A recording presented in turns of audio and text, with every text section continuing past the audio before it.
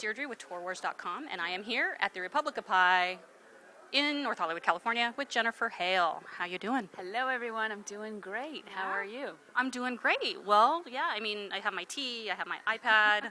I've got my hot water, and I'm happy to be here. Yes, tell us about the hot water. If I drink a lot of water during sessions, and if I drank as much tea or coffee as I do hot water, I'd be climbing the walls. It would not be happening. But why not cold water? I like hot water. It just makes me happy. Hot water makes me happy now, too.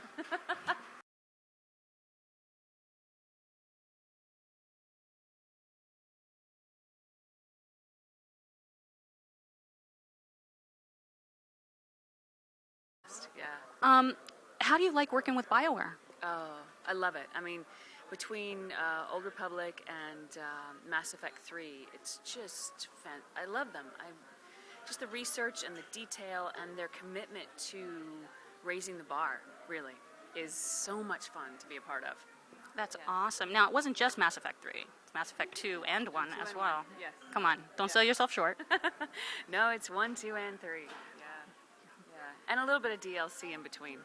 Ooh, only a little. Yeah. Which I own all of, but yes. Anyway, yeah. FemShep, we just said. See, I'm a face person. I don't talk much.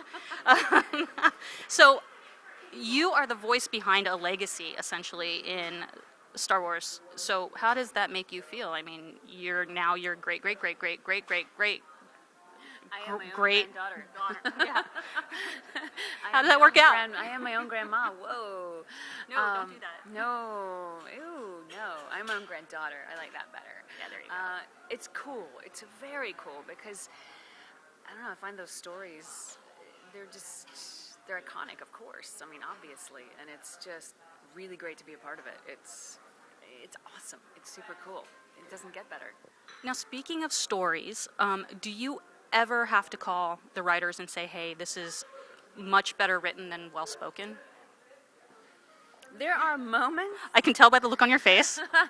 On some projects, yes. However, I will say on BioWare stuff, the way the technical stuff comes together, I have to stick verbatim to what's on the page. If I stray by a syllable, by a sound, by an utterance, it screws up their system. So I have to bring to life exactly what's on that paper. Otherwise, it's not working for them. So is there a lot of stuttering involved on occasion? I mean, you just you can't say that.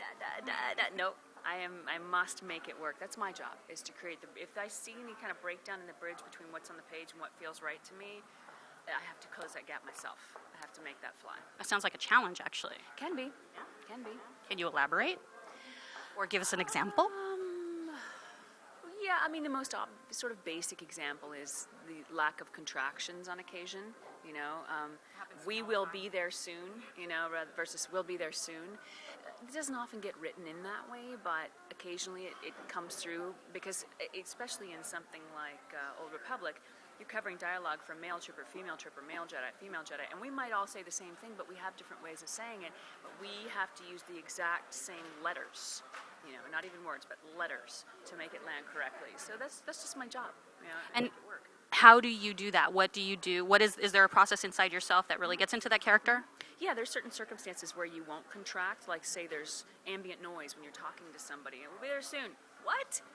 We will be there soon. You know, you create external circumstances that force you in your imagination, that force you to speak in the way that the page dictates. That's really cool, actually. And along those lines, I mean, what can you describe like a recording experience, especially like in Star Wars: The Old Republic, something a little bit like more memorable and, you know, just all of that compiled into one moment or 10, maybe 400? It's hard to pick one. You know, it's such a huge volume of recording that goes on in these games, and, you know, it's just a giant push forward. And the key to a lot of it is dropping into the moment, you know. So I don't retain a lot in my memory because there's not room for all of it. I can say overall, one of my favorite things is, you know, I love Satele. I love playing Satele. I love it in those leadership moments when everything's just hitting the fan, and she's like, "No, we are going to do this. We are going to get this done. This is going to happen, and I don't know how, but we're going to make it happen." You know, I love that. That's oddly inspirational right now. Right? See? So, okay, one more question. Yes. who is the in-studio director when you're recording for SWTOR? I have heard that I know it's for Mass Effect, it's Caroline, who we love. Yes. Yeah. Same for SWTOR or no? No. KOTOR, we have Dara O'Farrell, we have Will Beckman, and mostly those guys. Those guys direct. That's great. That's great. They're awesome. That's really, great. I mean, they're beyond awesome. Their knowledge of the franchise and the whole, legacy is invaluable. That's great, and it's important that they understand, of course, all of their the history in the legacy. And they understand actors too, and production, and they have to understand such an incredible volume of stuff you don't even know. How actors work, how production works, how the line works, how BioWare works, how they work, and put it all together in an instant and make it happen. That's awesome. That's great. Okay, well, that concludes round 1 of interview number 1. Interview out, in the can, gone. Boom.